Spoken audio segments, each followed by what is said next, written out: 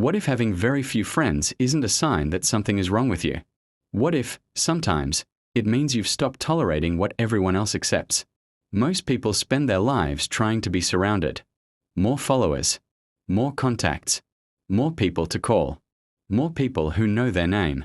But Marcus Aurelius understood something different.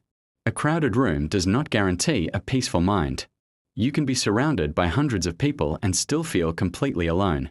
And you can have only 2 or 3 genuine friends and live with more peace, loyalty, and meaning than someone surrounded by thousands. So today, we are going to look at 5 rare traits often found in people who have very few friends. And the 5th one may completely change the way you see your own solitude. The first trait is simple. You don't need everyone to approve of you. Think about how many relationships are built on validation. You laugh because everyone else is laughing. You agree because you don't want conflict.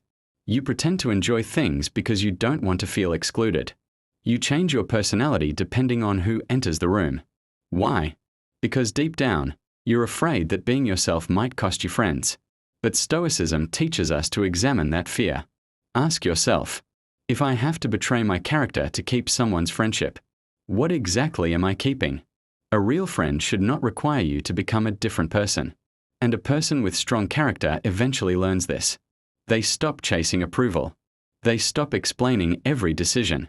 They stop begging people to understand them. Not because they hate people, but because they finally understand that other people's opinions are outside their control. Marcus Aurelius was an emperor. He had armies, servants, politicians, citizens, thousands of people around him. Yet he repeatedly reminded himself to focus on his own character rather than the opinions of others. That lesson still applies today.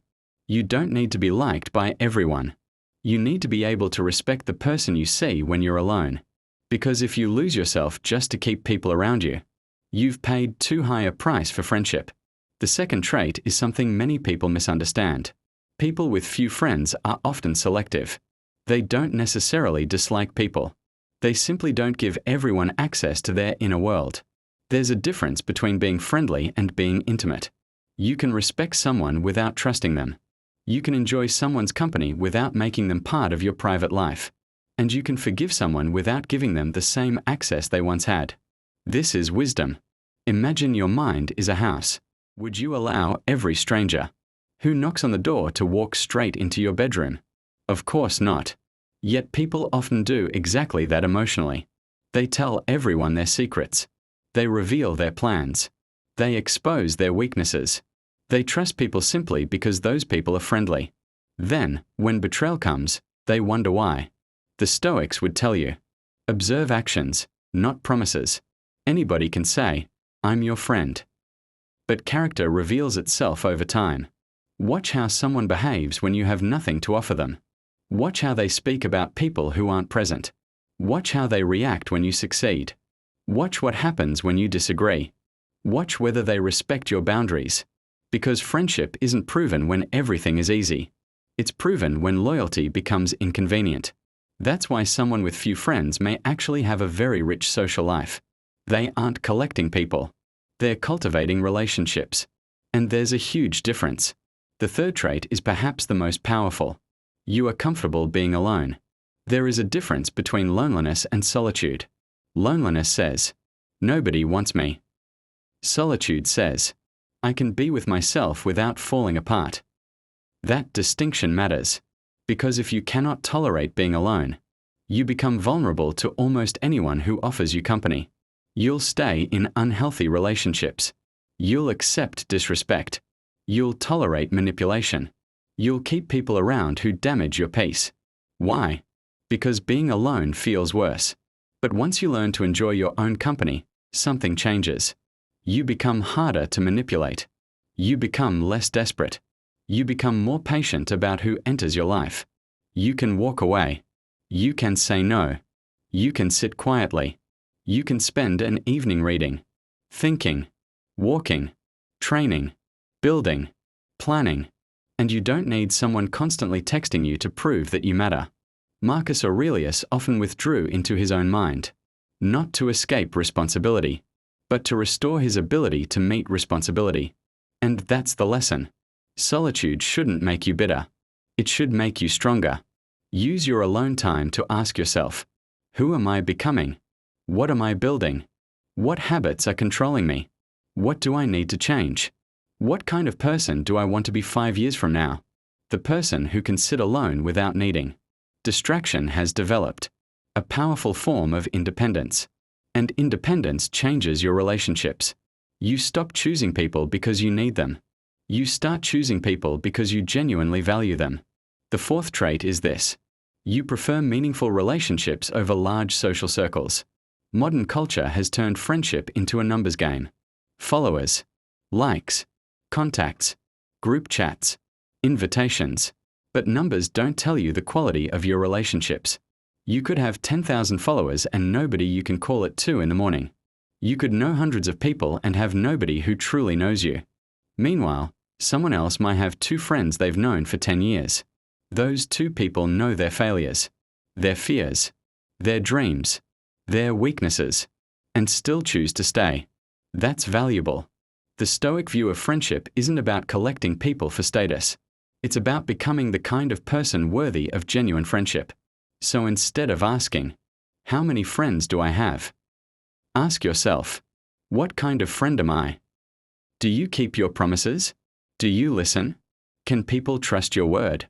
Can you celebrate someone else's success without becoming jealous?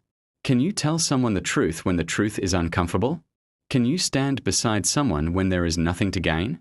Because friendship is not merely about finding good people. It's about becoming one. And here's the uncomfortable part. Sometimes people complain that nobody is loyal anymore, but they never ask whether they themselves are loyal. They complain that nobody is trustworthy, but they never examine their own behavior. They want deep friendships while offering shallow attention. They want honesty while becoming offended by the truth. They want loyalty while disappearing whenever someone needs them. So before you ask, where are all the good people? Ask yourself, am I becoming one of them? That question alone can change your life. And now we reach the fifth trait, the rarest one. You are willing to walk away from relationships that destroy your character. This doesn't mean abandoning people because they made one mistake. It doesn't mean becoming cold. It doesn't mean thinking you're better than everyone else. It means recognizing when a relationship repeatedly pulls you away from the person you're trying to become. Some friendships are built around complaining. Some are built around gossip. Some are built around unhealthy habits. Some exist only because you've known someone for a long time. And sometimes history becomes the only reason you're still connected. But history isn't the same thing as loyalty. You can appreciate what someone meant to you without allowing them to control your future. This is where Stoicism becomes difficult. Because Stoicism isn't about getting everything you want. It's about having the courage to accept reality. Sometimes people change. Sometimes friendships end. Sometimes paths separate. Sometimes you outgrow environments that once felt like home. And that can hurt. But pain doesn't always mean you made the wrong decision. Sometimes pain is simply the price of growth. Imagine a tree. Every year, it loses leaves. The tree doesn't chase them down the street. It doesn't scream, "Please come back." It simply continues growing. New leaves appear. New branches form. The tree doesn't become weaker because it let go of what was already dead. Neither should you. Let go with dignity, without revenge, without bitterness, without needing everyone to understand. Just move forward. Now here's what I want you to understand. Having few friends does not automatically mean you're wise. You can have few friends because you're disciplined, or because you're difficult. You can be selective, or you can simply be isolated. You can enjoy solitude, or you can be running away from intimacy. So don't romanticize loneliness. Instead, examine yourself. If you have few friends, ask yourself, am I becoming better in solitude? Or am I becoming bitter? Am I protecting my peace? Or am I protecting my ego? Am I selective? Or am I afraid of being vulnerable? Am I independent? Or am I incapable of trusting anyone? These questions require honesty, because Stoicism isn't about convincing yourself that everything you do is right. It's about constantly examining your character. Marcus Aurelius didn't wake up every morning thinking, "I'm perfect." He reminded himself that he was still a human being capable of anger, weakness, distraction, arrogance, and error. That's why self-examination matters. Now look carefully at the people around you. Do they make you stronger? Do they challenge your thinking? Do they encourage discipline? Can you be honest with them? Can you disagree without hatred? Can you celebrate each other's victories? Can you sit together without pretending? Those are valuable relationships. Protect them. But if your circle constantly pulls you toward envy, gossip, laziness, resentment, or self-destruction, pay attention. Your environment shapes your habits, and your habits eventually shape your character. So don't chase a bigger circle. Build a better one. And more importantly, become someone who deserves a better circle. Maybe you have fewer friends than you used to. Maybe people you once trusted disappeared. Maybe your priorities changed. Maybe you stopped enjoying the same conversations. Maybe you're entering a season where your life feels quieter. Don't immediately assume something is wrong. Sometimes life becomes quiet because you're finally listening to yourself. But don't use solitude as an excuse to hate humanity. Stoicism never teaches that. Human beings are social creatures. We need connection. We need friendship. We need people. The goal isn't to have nobody. The goal is to stop needing everybody. There is a difference. So build your character. Protect your peace. Choose your friends carefully.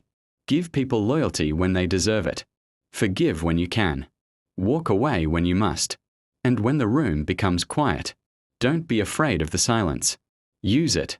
Think. Build. Train. Read. Create. Become stronger.